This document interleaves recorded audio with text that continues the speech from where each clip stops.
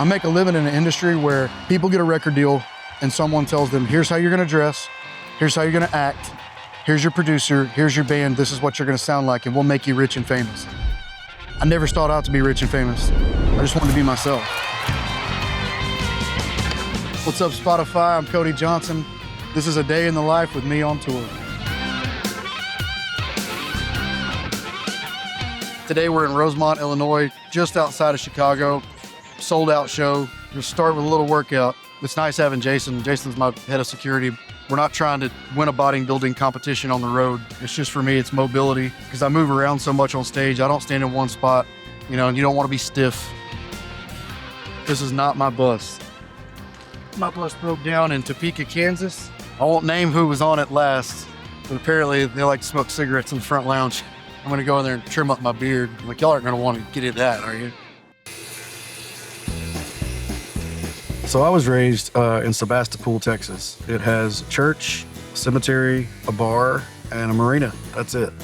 We weren't poor, but I dang sure wasn't the rich kid growing up. Very much just a good old country boy with dreams of being a cowboy.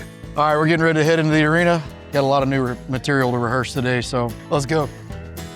A typical show day really does vary. There are days where I get here and I work all day up till showtime, getting ready to release an album. There's been a lot of press. There's been a lot to do. A lot of times I'll come in early and just watch the process, seeing people do their jobs, because every job out here is important. It's not just me on stage. It's very much kind of a brotherhood atmosphere. We're all picking each other up, helping each other out. You guys got it? Get off of it, JT. Did you see him leaning on it? This is one of my favorite types of venues. It is very large, but it still feels very intimate. You can make it as big as you want, or you can stop everything and get it really quiet, put them all right there in the palm of your hand. As soon as we walk to the stage, there's just this other guy that kind of takes over. I tell my kids I put my Superman cape on, but when I go home, I take the Superman cape off and I'm just dad. Whenever we bought that ranch, it was like a piece of heaven for me to be able to go home and turn my phone off and really just shake off this crazy pressure. My wife, her half-sister, she married Carson Seago. He hated his job, and so I just said, why don't you just come to work for me? A day when I'm not on the road doing this job, generally we'll get up around 4:30, 5 o'clock, saddle horses, and then go pen cows, checking cattle, working cattle, feeding cattle. It's a full day, and it's very fulfilling to be able to have that job too, and to know that really, if all this went away today, I could go home on my ranch and provide for my family very well and do what I love. All right, nobody cuss. Nobody say anything stupid. I'm wearing a wire. Jody's been, 16 years? 16. Joey's been 15 years. Miles, our drummer's 14-ish years. Yeah, we've been together a long time. We started in his pickup together. That's actually a rare thing. People jump from band to band all the time. But that's why, we can read each other's minds on stage. Y'all go a different direction every single night, and so do I. Yeah, nothing's planned out. If I go that way, I know that you're going to do it's weird. Or when you start singing and skip half a measure, and we just slide to the left. Here's the one. I've never done that. This week. A long time ago, I think I did dive into just being a country musician, and that was the 10 to 15 year period where I was starving to death, in a van, in a trailer with all my guys, and I had to beg people to let me play in their club and beg people to play my music on a small radio station. Imagine being a 21-year-old kid with an 18-year-old wife. We were making so little money and we were playing so much. At one point, we played 235 shows in 1 year. Basically, I was gone the entire year. She had quit school and she took two really bad jobs, to support what I was doing. So finally, I said, I want you to quit your job. Once she started going with me on the road, she was one of the boys. And then I can remember her being pregnant, in the back lounge of the band bus. Clara was born in 2015. Corey was born in 2017. And JC was born last year. Man, it was the best thing that ever happened to me. They think I'm cool.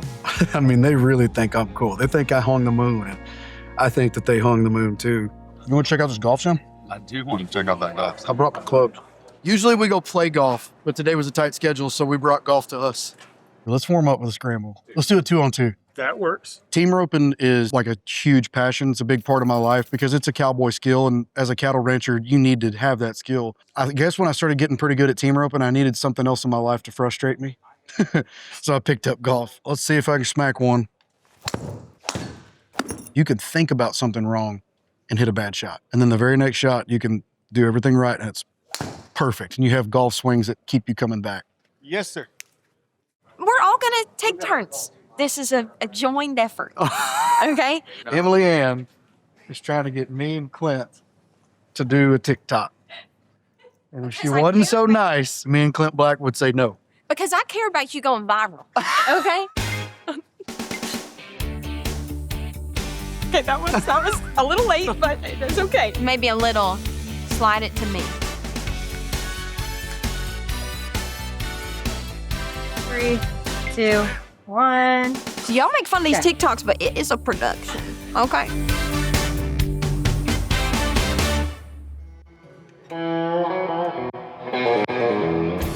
My music, it has a vein down the middle of being very country, but it's very Cody. There is a little Motown. There's a little bit of bluegrass. There's a little bit of blues. There's a little bit of rock. My music collection is very eclectic. I just love music, period. My new album is called Banks of the Trinity. The real inspiration for the record was, okay, what's the best song that I get to show off a little bit of that Motown side? I've already got the bluegrassy thing in Banks of the Trinity. What's something that kind of has a little bit like a rock and roll feel? What's something that's really classic? Take Me Back and Leave Me There was one of those songs that we made one pass with the band in the studio.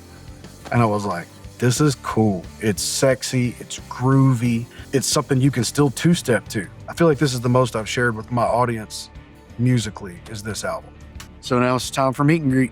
Gotta shake the babies and kiss the hands. I'm not gonna bite you. How are you? I'm doing good. What's your name? My name's Annabelle. What's your favorite song? Chance, take it. That's the very last song. Don't tell anybody. It's the very last song of the night. What's up, buddy? How are you? I've been listening to you for a long time. Hurtin' was probably the song. Shoot. Yeah, that song got me through a lot of things. So That's a good song.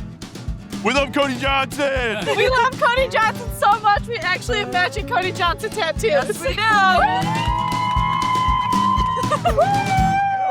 Cody Johnson concert. You're gonna have a great time. See y'all inside. I always think about the times that I played sick. I've played with broken fingers. I've played with salmonella. You know, Rodeo Houston has a very special place in my heart. I felt fine until the morning I woke up and my voice was absolutely horrible. The Houston Texans sports medicine team did a great job. They allowed me to go sit 15 minutes at 200 degrees in the sauna, did red light therapy. By the time I walked out on stage, I knew I'm about to deliver the performance of a lifetime. And it seemed like it lasted 5 minutes. I wished I could have stayed up there 3 hours. Probably the greatest day in my career as far as performance. Day ain't over with. The most important part is just now starting. Let's go rock this place. Woo! Rock and roll, cowboy!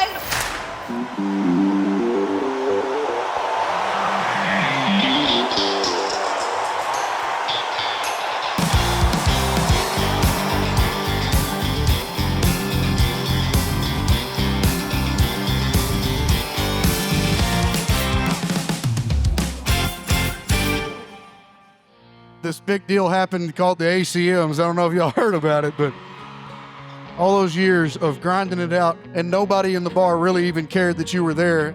I am so thankful that you chose to be a country music fan, and I'm so grateful to God that I get to play country music for a living. This is in my DNA somehow. This is my drug.